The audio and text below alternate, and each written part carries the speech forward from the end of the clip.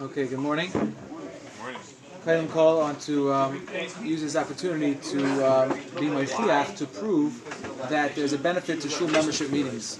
Many times we come to meetings and we're not sure if anything will happen from them, but this past Sunday we had a shul meeting, and Rav Alex Padel Shlita was ma'ir that we should have a shiur on legal holidays. So Baruch Hashem, we were able to pull it together, and I thank Rav Alex for the schus of being able to do it together with him, and thank everybody for participating.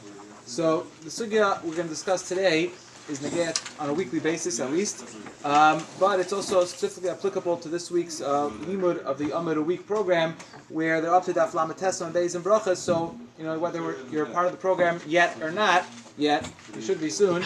Everyone hopefully can relate to it. That's not part of this. On a different madrega. Okay, so hopefully everyone saw the basic Gemara. We'll just speak it out outside. We're all familiar with the parsha in the Torah and in Parshas B'Shalach of the falling of the mun. Moshe Rabbeinu tells Klal Yisrael all the various halachas of the mun.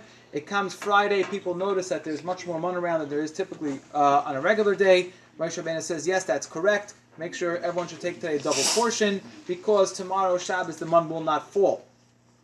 The Gemara then goes on from based on these psukim. It's the Gemara in Brachas and a very similar Gemara, almost the same with a couple of extra additives in Shabbos.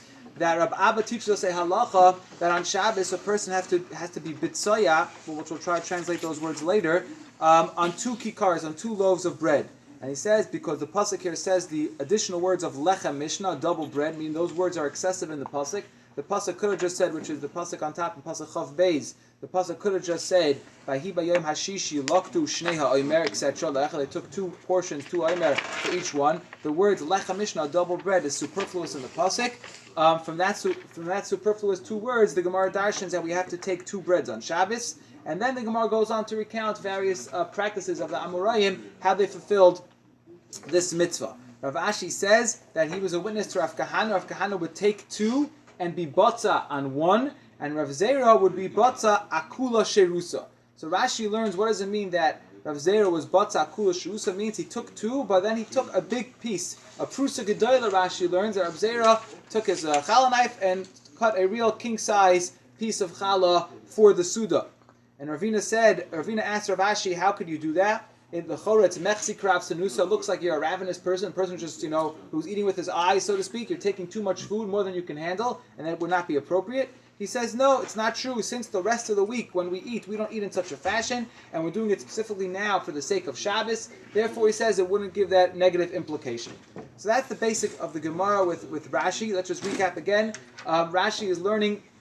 The Gemara is teaching us the chiddush of Lechem Mishneh in general, and we have two practices that we see from the Amoraim. Number one, Rav Kahana would take both challahs together, but then he would be batza, and Rashi and Shabbos explains, meaning by the Birchas HaMaitzi, he would take both, but then he would only break one, because he said, the Gemara there in Shabbos, for those who will be able to see, it says lak tuksid, meaning only at the time of you taking it has to be two, but at the time of breaking it only has to be one. And like we said, Rav Zera, according to Rashi, would just cut off one large slice of, he would cut off a large slice of challah, and that's how he would give it out. So the word laktu is referring to the challah, as opposed to laktu, many people. Right, gathering like a portion, right. Take the double portion. That's the recap of the Gemara with Rashi.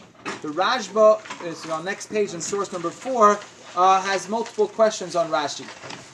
And he'll offer a different shot in understanding the practice of Rav Zera.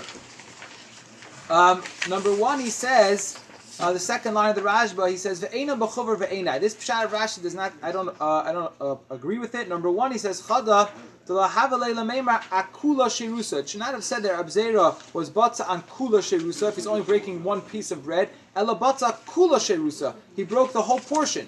What's akula sherusa? It sounds like on all the portions. The way Rashi is saying it, it should have just said kula sherusa. Very slight nuance in the text of the Gemara. That's question one. Question two, he asks on the opinion of Rab Zera, how can the Gemara ask mechsi krav sanusa? If a person takes one large slice of bread, why is that mechsi krav sanusa? It looks like a very hungry person. It looks like he's taking a bakavadika portion.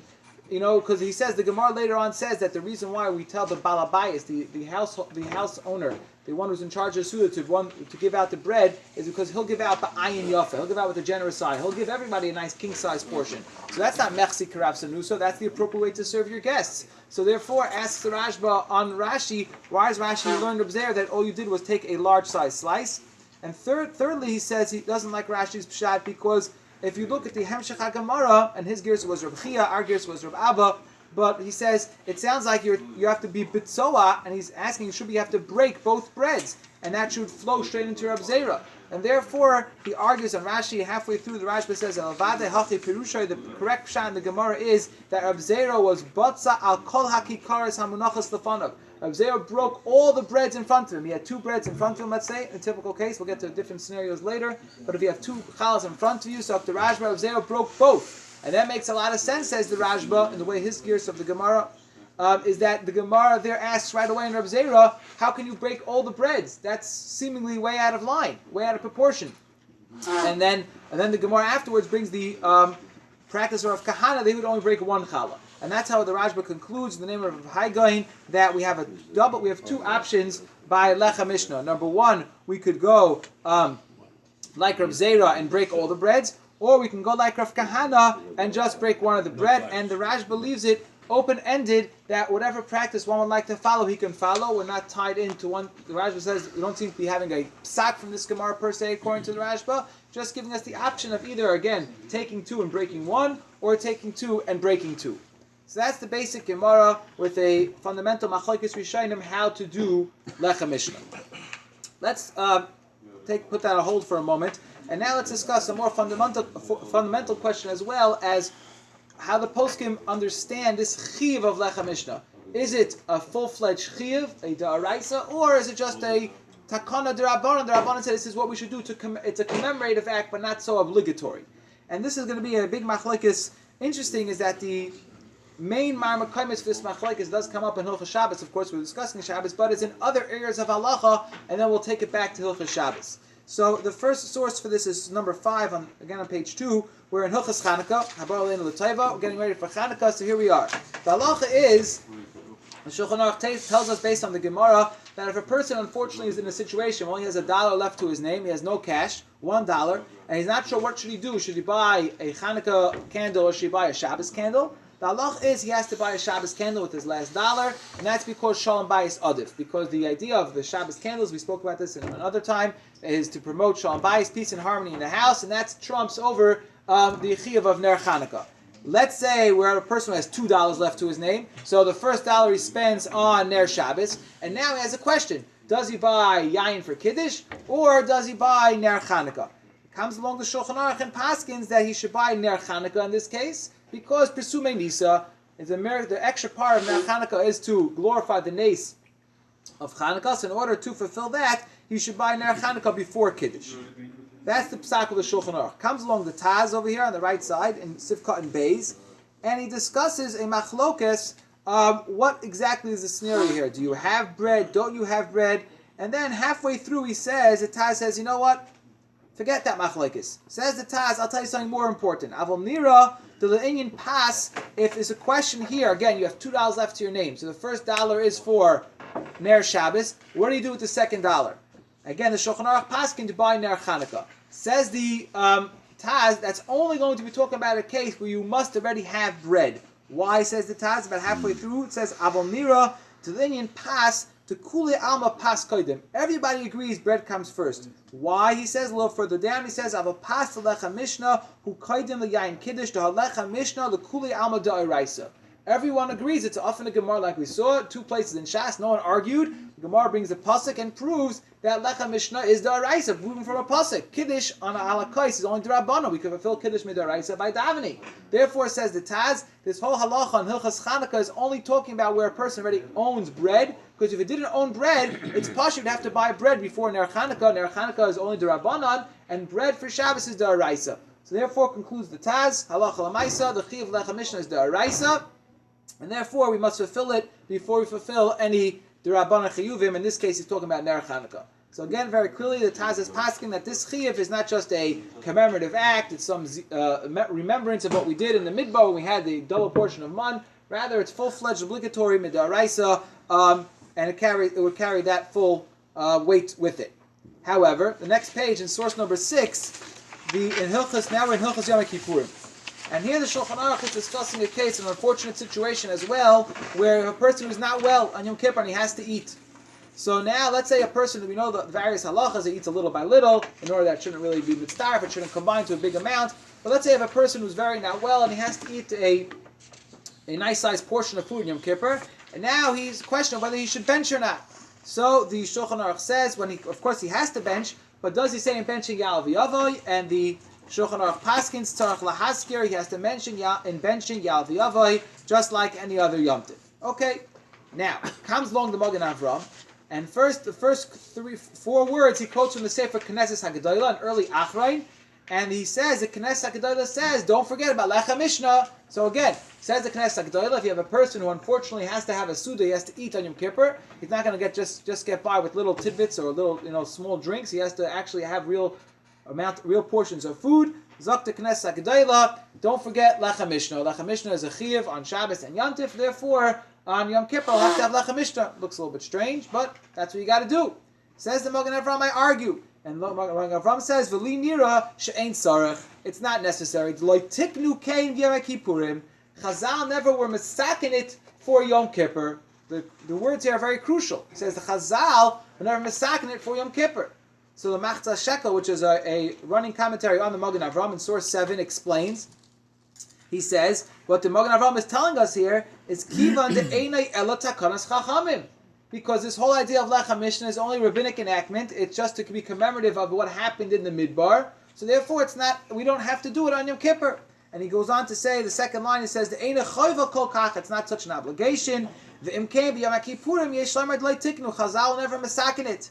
And he says, also logically, he says it makes sense. He says because the whole reason why we commemorate the idea of having Lechem Mishneh is because on Friday there was a double portion, but on Yom Kippur we're not eating. So why would there be a double portion on Erev Yom Kippur? He says, okay, maybe you'll tell me there are women, or some women who maybe just gave birth, or chaylim or katanim who need to have food. Okay, so maybe there was the Red Cross building on one end of the Machaneh, they had some emergency mun for people for Yom Kippur who needed to eat. But we're not going to say that for the Hamoinam, for the regular people, there was an abundance of man on Yom Kippur. And therefore you conclude, since the whole thing is Takanas Chachamim, the Magen Avram is telling us over here that it will not be a chiyuv on Yom Kippur. Is it possible that a Yom Shvi is deraisa, but any other Yom Tov, which falls out during the week, would be a derabban? That's what it's Takanas Chachamim? Okay, good point.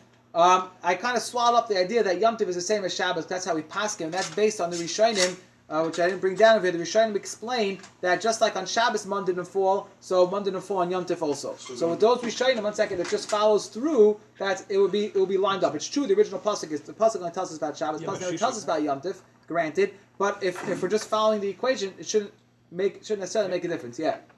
So there's a double portion for Yom Tov also. Yeah, on a regular Erev Yom Tif, regular Erev Pesach, Erev Sukkot, Erev Shavuos, to be a double portion. Now, it's interesting, I saw this is a question that bothered me a little bit, a Baal Batish type of question that my family was asked.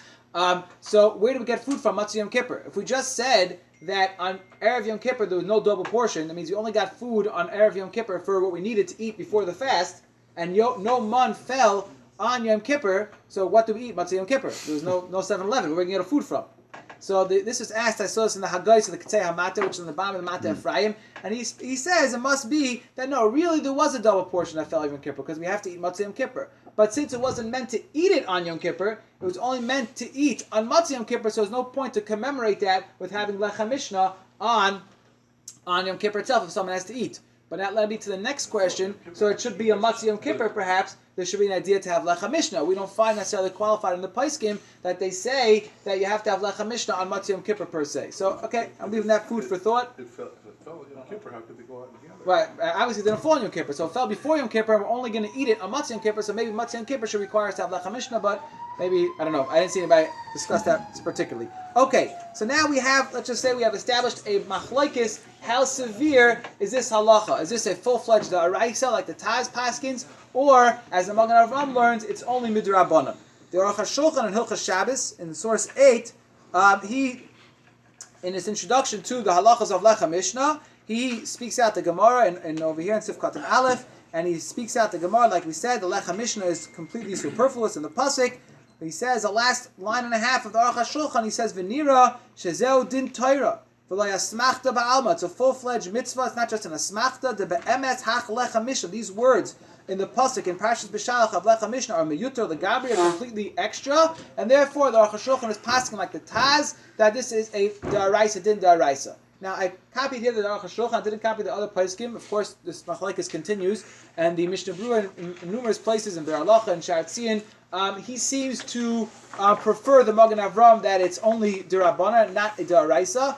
There are nafkaminas for it, and hopefully as we go along we'll try to point out some of them, but that was really a discussion we had a couple of years back, discussing some of the common, more I guess popular nafkaminas that the person discussed of having a shalem and other cases like that. But now let's move on a little bit, and we'll keep this in the back of our mind. Now let's go back to what we said before about the two ways the Rishonim learned the Gemara. We had Machlekes Rashi and the Rashba. Do you take both, according to Rav Zera, the machlekes is in Rav Zera, do you take both chalas and only break one in a nice sized piece, or do you take two and break two? So here we have the Shulchan Aruch, it's source number 9 on page 4, in Hilchos Shabbos, telling us in Sif Aleph, Baitseya al shnei kikar shaleimos, you should be baitseya on 2 whole loaves, and he says, what does that mean? Sha'oiches shteyen biyadai, take both in your hand, hold both of them, and the Gemara, I think the Amid already did this Gemara where the Taisus discussed the idea of holding challah in general. Every time we should hold it all 10 fingers for different reasons, either because based on a pasuk or because of the 10 mitzvahs that are involved in making 10 steps in making the bread. And then the Shulchan Aruch says, "Upaitseya hatachtoina." You should break only the bottom one. The Ramah continues, that's only on Friday night. On Shabbos day we break the top one. That's al pi Kabbalah. That's a different discussion. But again, the Shulchan Aruch is paskening, take both challahs and break only one. And that's like going to be like either Rav Kahana or as well Rashi's Pshat in Reb Zera. But it's not going to be going like the Rashi's Pshat in Reb Zera. That's how the Shulchan Aruch is paskening. The Bir Hagra in number 10, which is right over there on the Shulchan Aruch, says, Ayin Magen Avram, who explains, like we just said, that the source of this halacha is from Rashi. However, says the Gaon, Va'ikr k'maisha kasaf ha'marshal v'shlo. The main Pshat is like the Marshal and the Shlo are both right. To cut both chalas, kipirish harashba, like the Rashba said in the Gemara, v'Rabbeinu Haigoin, akula sherusa, like Rav Zera said, break the whole portion. To the Pirish Rashi says the Gaon, because according to Rashi's Pshat in Rav Zera, kasha ma'oid, it's very hard to understand the Gemara's kasha of my mechsi kraf senusa. What did the Gemara mean to say when it asked that you're looking like you're a very hungry person? Gam haloshen akula sherusa doichek, the word akula, like the Rashba asked, is shver according to Rashi, and therefore the Gaon is saying on Shulchan Aruch that he is saying we should go like the Rashba and not like Rashi. Now, I want to stop for a minute and point out, like we emphasized before, the Gemara gave us 2 hanhagais, 2 ways the Amoraim did Lechem Mishneh, Rav Kahana and Rav Zera. The Gemara did not conclusively tell us which way we should follow. We had a machlekes Rashi and the Rashba, what the Pshat in Rav Zera was. Neither Rashi or the Rashba or Rav Haigain, for that matter, told us what we should do. Rav Haigain even concluded you could do whatever you want. You can break 1 or break 2. You'll be a good Jew either way. The Shulchan Aruch is paskening to break only 1, either like that's passing like Rav Kahana, or that's passing even like Rav Zera according to Rashi. Comes along the Vilna Gaon and says that no, we should follow the Pshat of the Rashba. I'm pointing out that although the Rashba said that's Pshat and Rav Zera, the Rashba never said to necessarily follow that way, and like we said, the Rashba concluded with Rav Haigain, you could do either one. And he quotes a Maharshal and a Shla that they used to cut both. So now, I didn't see the Shla inside, but I did see that the Drisha, which is on the bottom of the tour, quotes, he was a Talmud of the Maharshal, he quotes his Rebbe, the Maharshal, that the Maharshal only broke 2 chalas on the daytime Suda. Didn't break 2 chalas Friday night. And he says, why only in the daytime Suda? Because there's another question in halacha of which Suda should you show more honor to. Is covered Halayla Adif or covered Yom Adif? And we paskin that covered Yom is Adif. The daytime Shabbos Suda should have more cover to it. And therefore the Marshal would show that by the daytime Suda breaking both chalas. That was like significant to show it's more covered for that Suda. But Friday night, the Marshal only broke 1. The way the Gaon is saying it, it sounds like you should always break 2. And like the Rashba, so again, it's not clear how this developed exactly, but we see where it's coming from, but how it became the bottom line, it's not clear from this Gaon itself. However, in source 11, we have the Sefer Meiser Rab. The Meiser Rab was written by the Talmidim of the Vilna Gaon. It's the Hanhagos, it's what the Gaon himself actually did. So over there in source 11, in letter Kuf Chav Gimel, the Talmidei HaGaon write as follows. What did the Vilna Gaon do? Ubaytzeya al shtei chalos. The Vilna Gaon used to break both chalos, shleimos, that were whole. The Hainu chaytech shteim biyachad. He didn't just break one after the other. He lined them up somehow and gave one big slice and cut both of them at the same time. And then they add v'chein kol suda. And every Shabbos suda he did this, not just Shabbos morning. V'chein b'yomtiv. He also did this on all the yomtiv sudas. Kidas harajba zal. Like the Rashba, like we just pointed out, that's not exactly, doesn't follow exactly because Rashba didn't say necessarily you should do that, but it was Rashba's shot in Rav Zera. Nimtza, they conclude the Kol HaShabbos Kuloi, the whole Shabbos, if you sum total, 3 meals, 2 chalas a meal, 3 times 2, 6 chalas. And now, says Talmidei HaGaon, it fits very well with the Zohar, because what does the Zohar say? They don't tell you, but I'll speak to that in a minute. One time, one time the Vilna Gaon had many chalas before him by the Shabbos table, and he broke all of them. So here we have multiple points for discussion now. First they say it's like the Rashba, but then they say it fits like the Zohar. And then he'll break all of them even if it's more than 2. So there's a Zohar that discusses, I didn't copy here because, as we know, there's no Zohar here to copy from. The Zohar says there's an inyan of having Yud Beis Chalos on Shabbos. We should have 12 chalas, and it's machlokes what that means. The Hasidim learn what that means is that by every Suda, many Rebbes or other Hasidim have this practice that they'll have 12 chalas by every Suda. Doesn't necessarily mean they break all 12 chalas, that would be a little excessive. Maybe, according to the guy, not, but the Rebbes don't necessarily break all 12 chalas, but they have 12, and that's Keneged the Lechem Hapanim, the 12 chalas that were in the Beis HaMikdash, which they would distribute every Shabbos to the Kohanim. So we're doing now Ke'en, the Beis HaMikdash, on Shabbos, we'll have 12 chalas. What the Gaon did, according to this way, Moshe Sternbuch explains in his Sefer Meiser Rav HaChadash, the Gaon would break 2 chalas by every meal. So that we said that's breaking 6 chalas, but that means now, but really that comes to 12. Because if you break up 6 chalas, every 6 chalas broken into 2, 6 times 2, would get to 12. So it says that Moshe Sternbuch, Pshat in the Gaon, was not just based on the Rashba, but based on his understanding in the Zohar that in order to fulfill this idea of having Yud Beis Chalas, he would break 2 every meal. Sum total, you would end up with 12 broken chalas over Shabbos. That's the way the Moshe Sternbuch explains the Gaon. I saw the Sefer Divrei Shol, which is the Sholem Eshev Al Torah, says a similar idea as well to explain the Minig HaGra. So now we're opening up the Gaon was not just going with the Rashba, because that's a little bit difficult, because the Rashba didn't say to do it per se, and it was only going in Rav Zera, but based on the Zohar, we can understand a little more why the Gaon particularly broke both. You want to say something? I want a question. Yeah. We're using cut and break. Is there a sheet just to break them, or is there a sheet to cut them, or how do we understand? Because you're using the 2 integral. You're right. I am interchanging them, and I'm not being specific in how I'm saying it. The lashon of batzah literally means to break. I have to think about that more, but there is an inyan in general we didn't speak about this right now, to mark the challah with the knife and cut right from there. Some people use the pull apart challahs, right? That's always easy. You just pull it apart. You don't have to cut it. I'm not sure.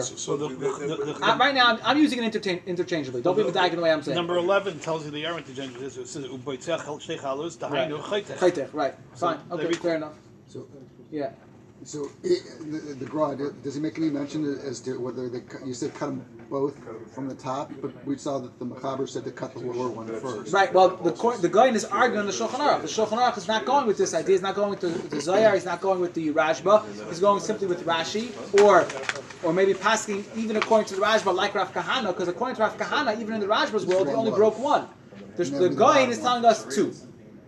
Could be the only reason Rav Kahana holds the way he does is because of the objection the more get of Metzchazik Raznuzim. Mival did it was for Anford, so there's no reason not to go. Okay, but then also Luktu, right? Luktu Ksiv, he says that means they took 2. Doesn't mean they broke 2 also, right? He had that diak also. That's the Gemara in Shabbos has that, right? Okay, so that's the Vilna Gaon's practice. And what's interesting is that the Aruch HaShulchan, who is from the Litzvisher Paiskim, tells us in source 12, which is in Sif Gimel, the Aruch HaShulchan, he quotes this machlaikis, and he says there are many people he's heard now in Lita and other various communities that are going with this gra to break 2 chalas. And he says, I don't get it. I don't know why is everyone going like this Vilna Gaon? He says, it's a couple lines down. I don't understand this, says the Aruch HaShulchan. But it's true that the way the Rashba learned Rav Zera, this is the way to do it. But Mikol Malkam Harav Ashi Rav Kahana Le'Sfir Lechem is a machlekes in the Gemara. The Hema Basrayim, they're ladder Amarayim after Reb Zera. We should paskin like the Basrayim. They only broke one. So why are we choosing the Rajbas Pshat and Reb Zera over Rav Kahana and Rav Ashi? And he has other questions, and therefore he concludes, he says, I don't know why you should do this. Don't do like this. Why everyone does this. Or people started doing this, and the custom according to Aruch HaShulchan is to cut just one challah as many people do. It's interesting, the last line, he quotes in the small print, he says that Api Kabbalah, the first halacha in Hilchos Lechem Mishneh, this is very interesting, that the Magen Avram discusses, is the minig Api Kabbalah that a person should kiss his mother's hands on Friday night. That's it. We don't know why. Api Kabbalah. Well, some people might know why. But the Magen Avram doesn't tell us why. That's the first halacha when it comes to Lechem Mishneh. I was thinking, maybe just perhaps to show recognition, perhaps the mother was one who made the challah. So you want to, give her. Someone had to sit there and knead the dough. This is before Bosch and KitchenAid were around. Someone worked hard over there to get that challah going. But I don't know. I'm sure Al Pi Kabbalah, I'm sure there's a much deeper reason for it. But that's interesting side point in the first halacha on Lechem Mishneh. The Mishnah Brura as well speaks out the minig of the goyim, and he says that the olam is noig like the Shulchan Aruch. He's not rejecting it. He's not as strong like the Aruch HaShulchan was, but he's saying the minig olam is like the Shulchan Aruch, that we break only one challah per meal. Now another halacha which I didn't copy down, but I'll just speak it out now, is the Ramah later on Hilchos Shabbos, which says that on all Suda Shabbos we should do Lechem Mishneh, not only on Friday night, not only on Shabbos day, not only by Shal Shuris, which is a chiddush unto itself, but even if a person for whatever reason is going to have an extra Suda. The Gemara actually discusses, we don't paskin this, but there's a man Yama, the Gemara, Rav Chitka, who paskins that every Shabbos you have to have 4 Sudas. And for whatever reason, let's say a person is in the summer and he had one Suda very early, and for whatever reason he's hungry in the afternoon, he wants to sit down and wash again, have another serving of cholent Shabbos afternoon. So according to the Ramah, he would have to do Lechem Mishneh again by that meal. And the question is why? If Lechem Mishneh is just being commemorative of the man, the nace of the man, so that was for each one of the Shabbos meals, we have Lechem Mishneh. So if a person decides to go ahead and make an extra Suda, why would he necessarily be required to have Lechem Mishneh? What's he commemorating? They didn't have that necessarily extra meal in the Midbar. However, I did see something interesting from Rav Nevin Sol Shlita, who is a Talmud of Rav Shlomo Zalman Auerbach, the main Talmud Muvak of him, and he writes that Rav Shlomo Zalman said that even those people who follow the Minik HaGra, and they would cut 2 challahs every meal, if they would make an extra meal on Shabbos, it's not necessary for them to cut both challahs. And first I was bothered, why? If the simple understanding of the Vilna Gaon, like on the Shulchan Aruch, is because of the Rajba said anytime you're eating, you have to break all the portions of bread like Reb Zera, because of that's the Kavod Shabbos, to show that you're doing it special for Shabbos. So what's the difference if I'm having my 4th meal or my 3rd meal or my 5th meal or my 6th meal? I should always have to break both challahs. But if you explain the Gaon like the Meiser Rav seem to understand it, and the way the other Mefarshim were explaining it, that's based on the Zohar, that the whole point of breaking both is only get to the commemorative of 12 sum total, because 2 each meal, 6 times 2 would come to 12 challahs to commemorate that idea of Yud Beis Challahs. Then it makes sense that if you're just having an extra meal on Shabbos, then you wouldn't have to break both challahs, even according to the Minik HaGra. So I'm trying to point out from here that we can also answer perhaps the Aruch HaShulchan's question. Aruch HaShulchan was very bothered, why are we picking Reb Zera over Rav Kahana Rav Ashi? Rajba didn't paskin like that. Why is the Vilna Gaon paskin like that? He's not paskin necessarily only based on the Rajba, he's paskin based on the idea of the Zohar, and to fulfill the idea of the Zohar having Yud Beis Challahs, so he'll break 2 challahs every meal. Again, the Aruch HaShulchan was very upset. Why are you going to Rajba over Rashi, not with the Shulchan Aruch?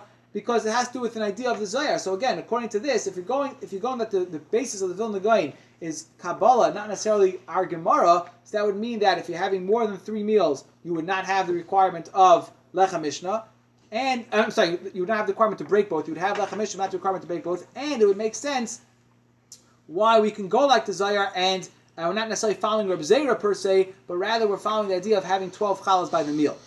Now, another interesting question on Lechem Mishneh is like this. A couple of points. You're saying that going paskin just Al Pi the Zohar.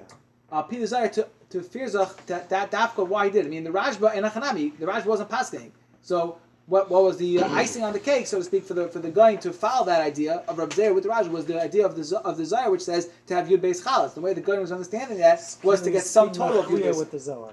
Right. But the Perhaps. Mishneh says we don't go like a Kabbalah when it's connected. Connected halacha. So No, it's but not he says connected. it's not really Right, it's not connected. connected. Right. I was thinking about that. So a couple more questions over here about Lechem Mishnah. Number one, as I mentioned briefly before, the Ramah says that by every Suda of Shabbos, including Shalosh Shudas, we should have Lechem Mishnah. Let's just do a little math over here. Let's understand how it worked. Friday, we got a double portion. So that means every day there was enough man fell for 2 meals. We had a morning meal and an evening meal. Two loaves of bread. So on Shabbos, we have a double portion, right? So that means on Friday, so to speak, we got 4 loaves of bread. 2 for Friday, 2 for Shabbos. So comes Friday night, I have 3 loaves left, 1 for the Friday night Suda, and 2 for Shabbos. So I should take Lechem Mishnah. Great. Shabbos morning, I have 2 loaves left, so I take 2, and I save 1 for Shalosh Shudas, right? Comes Shalosh Shudas, in the midbar, they should have only had 1 loaf left. You following the math? So why should it be required for Shalosh Shudas? I still have to have Lechem Mishnah. Well, it's not a question. It's a question that you don't have. You can't even do it. You don't have it, right? Exactly. So You're why presuming today? Shalosh Shudas is the same chiyuv to eat it as the other 2 sudas. Well, if Your we have a question, chiyuv- you're we netting have a- on like well, that. Well, we have a chiyuv to eat 3 sudas on Shabbos minimal. So then, but we're saying that perhaps in the midbar they didn't have 2 chalas for Shalosh Shudas, right?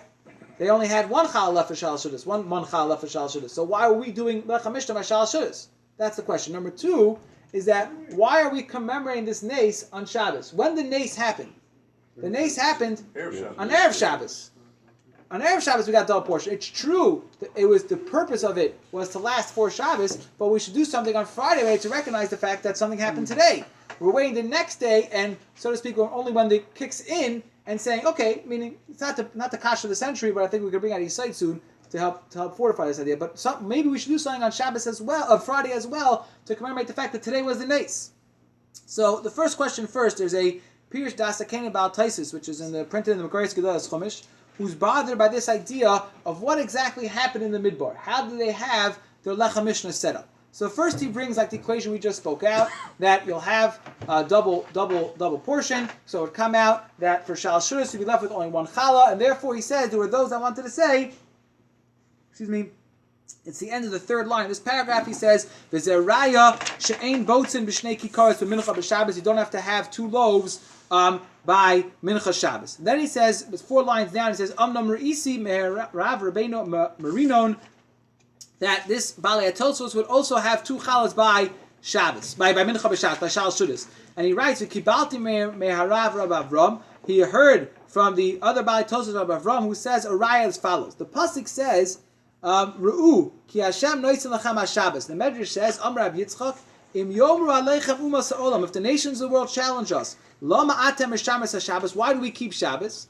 Hashivu, the Medrash says, respond to them, Ru'u anes, because look at this great miracle. Shebachol yoim, every day during the week, hayayari li Yisrael man preda achas, they got 1 suitcase, whatever, one container, 1 dose of man, ubishabbos they got shtei predos, pirish kefulos, kilomar, meaning to say, shebakol suda sheyoredes b'shvil Shabbos, yoredes kfula v'lachma. He explained the medrash to mean that for every Shabbos suda we got a double portion for that suda. Not just we got a double portion of man in general, and you break it up like we said before, that whole mathematical equation. No, every suda we had a double portion for, meaning we ate like kings on every Shabbos. And therefore he goes on to explain that's why for Shalosh Shudas as well, that's why that's the common custom to have Lechem Mishnah as well, because for every Suda we had a double portion of Challah. There's an interesting chiddush that the Kitzur Shulchan Aruch Paskins, Shmir Shabbos Kol brings us down as well, and some follow this, not all do.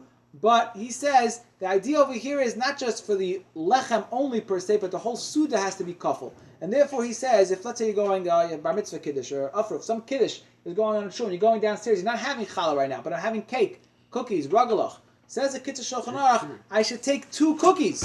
I should take 2 ragalach, 2 pieces of cake. Now you'll say, what do you mean? It's not enough for everybody. Okay, that could be a problem. But assuming there's enough for everybody, but don't say mechzi krav sanusa, because you're doing it in honor of Shabbos. This is a great diet breaker. In honor of Shabbos, I need to take 2 cookies. I'm being very frum, because that's a kiyum of the idea of Lechem Mishnah, even though it's not on the bread per se, but the Kitzur Shulchan Aruch is applying it to also the Shabbos, because it's that idea, for Shabbos we're showing the idea that it's chaviv to us, and the whole Shabbos we got a double portion by the Suda. I wanted to end with a Bir Halacha in beginning of Hilchos Shabbos, and there it's interesting. There's another halacha of something we do that's zecher to the man. The Ramah Paskins, this is the first sermon in Hilchos Shabbos Reish Mem Beis. The Ramah writes, Yeshek Kosvu. There are those that write, Sheba Miktsas Mekoimos, in some places, Nogu Lechol Molisa. You eat this dish called a Molisa, Shekarin Pashtida Belel Shabbos. It's some pashtida dish, I don't know, I would call it kugel nowadays. Zecher Lemon. Why is it a Zecher Lemon? Dumplings, I would say. It's What? like a dumpling, kreplach. Well, no, well, we'll see, because it had two levels, and the middle was, it's like some type of a meat pie, or something, it's called a shepherd's pie or something, I don't know, you know, it's like meat in the middle with dough on top and bottom, so something like that, some nice geschmack, a knish, or kugel type of thing, and that's a zecher to the man, says Ramah, because the man came in a beautifully wrapped package every day. It was a cover on the bottom and a cover on top, and the man was in the middle. That's what the Ramah writes.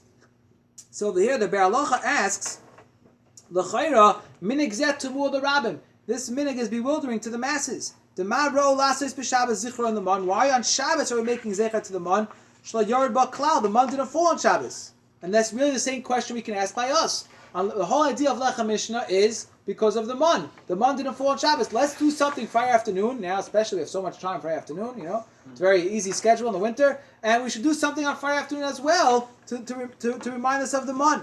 So he offers a couple of pshatim. And the last pshat, which the Be'er Halacha likes the best, he quotes from the Sefer Teres Chaim. He says, Shekasav tam hagan lezev, who lefi de b'Shabbos bereishis, meaning the Shabbos of our weekday, we have every week, the seventh day of the week, who dugmas Shabbos lasalav. We're mimicking, we're copying what's going to be lasalav b'mais hamashiach.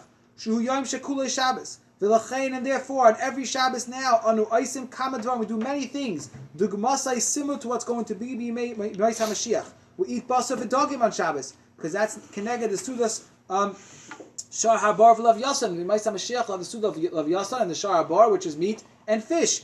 We make kiddush on wine, which is neged the yain hamashumer. There's special wine that HaKadosh Baruch Hu hid away in the clouds with tzaddikim lasalavai. And furthermore, he says, the Chazal say that the reason why the Rekiah is called the Shechakim, the grinding area, because Shabai in the Rekiah, somewhere up there in the heavens, Shechakim mon the tzaddikim lasalavai. HaKadosh Baruch Hu is grinding the mon to be ready for the tzaddikim, b'mais hamashiach, m'her b'imenu. V'lachein zok to Be'er Halacha, shaper yes lasais b'Shabbos zeichel lamanahu. When we talk about, says the Be'er Halacha, making commemoration to the man on Shabbos, it's what are we talking about with it's true. It's based on what was the man in the midbar, and that's what the pasuk is based on. That's the Gemara. But there's a drush here as well. Says the Be'er Halacha. The drush here is that we're anticipating Mashiach. We're getting ready for the man. When's the man going to be served to us? Laslavai on Shabbos, not on Friday. So it's true. The idea of the man happening falling on Friday, that's true. But we're taking it one step further. Now we're being Mashiach Yidim. We're doing now the Zecher Taman. The reason why it's being commemorated on Shabbos as opposed to Friday is because we want to be thinking Mashiach based, that Lasalavai, we should be Zecher to eat from that man. I'd like to end off just by saying that this pshat, if we can use this like the Be'er Halacha, can only work the Be'er Halacha l'shitasai. That Lechem Mishneh is not a Chi of D'Oraisa. Lechem Mishneh is only a D'Rabbanan. And they tacked it on to what was in the midbar, and therefore now we could say a drush that it could fit into what will be Be'ez Hashem in Beis HaMashiach. But if we learn like the Taz and the Aruch HaShulchan, that the whole idea of Lechem Mishneh is the Araisa, it'd be hard to say that the Araisa now is also corresponding to the Man Laslova. It's a little bit too much, perhaps, of a stretch. But basically, bottom line, let's just sum up what we spoke about today. The idea, the chiv of Lechem Mishneh every Shabbos, the Gemara darshans from the pasuk in Parshas B'Shalach of the superfluous expression of Lechem Mishneh. We had a machlekes Taz and Magen Avram. If that was a full-fledged daraisa drasha, or was only an asmachta, was the Rabbana, was more commemorative. We have the machlekes within the Gemara between Rav Kahana and Rav Zera, how to do Lechem Mishneh. According to Rav Kahana, you take two and break one. According to Rav Zera, it's a machlekes Rashi and the Rashba. If you take two and break a big piece, or you take two and break two, you have the Shulchan Aruch paskening like Rashi or like Rav Kahana, that we take two chalas and we only break one. We have the minig of the Vilna Goyim, which is to break two every meal, which fits in with the Rashba's Pshat and Rav Zera, and as well with the Zohar. Many people do have a custom to go with the Vilna Goyim. Many people don't. The common practice is not to necessarily break two every meal. You know, it comes out. I saw other places speak out that if you're having a large meal, anyway, you're going to be cutting up both chaz. Might as well do it at the beginning of the meal. If you think, as long as it's not a question of wasting the challah. But he says you cut them both at once. Cut them both at once. So, all right, if you could, you have to practice that. It's not so easy. You don't want to slip. Long knife. Long knife. All right, you can try to practice it. Now we have various other Diyunim in the Paiskim, we mentioned some of them, but I have actually a couple of minutes. The Paiskim discuss very interesting questions. Let's say I'm at home and I have one challah out of the freezer, one challah in the freezer, and it's Shabbos morning. I need one for Lechem Mishneh. I need two for Lechem Mishneh, I should say. So one's frozen, one's not frozen. Could I be mitzaref? Could I take the frozen one and use it for the for Lechem Mishneh and then put it back in the freezer? I don't want to cut it. So of course, according to the Vilna Gaon, you can't start this question because you have to eat both challahs. So you'll have to wait for it to defrost. But according to the common custom, not like the Vilna Gaon, do you are you allowed to take a frozen one or not? So most poskim say yes, especially Shlomo Zalman Auerbach adds that frozen challah is really not something which is unedible. It really technically is edible, it's just hard to cut it. And usually once it's cut, it's very, very quickly ready to eat. And therefore he says it will be allowed to be done. As well, the poskim discuss, let's say you have one challah in a plastic bag, one challah is not in a plastic bag. Would that be okay for Lechem Mishneh or not? According to the Vilna Gaon, again, the whole question doesn't start because you have to cut both. And you're not going to cut through the plastic, presumably. But according to the common custom, not like that. So many persons say it's best to take it out of the plastic bag. But what's interesting is that the Archas Rabbeinu of Stipler writes that what happens if it's Erev Pesach Shchalas B'Shabbos, and I have one challah Shabbos morning for my Suda. I'm not allowed to eat matzah at that point because it's Erev Pesach. And if I take a matzah out, everyone's going to go berserk. You can't take a matzah out and put it next to the challah. So there he writes, you can wrap it in a plastic bag and use it for Lechem Mishneh because you want to get Lechem Mishneh, and you don't want to take the challah and touch it against the matzah chas v'shalom. That would be disastrous, and you can't eat the matzah. So he says wrap it in a plastic bag. So the poskim do allow it in I guess in certain situations. Other shalas that come up, we mentioned briefly about the idea of shalem.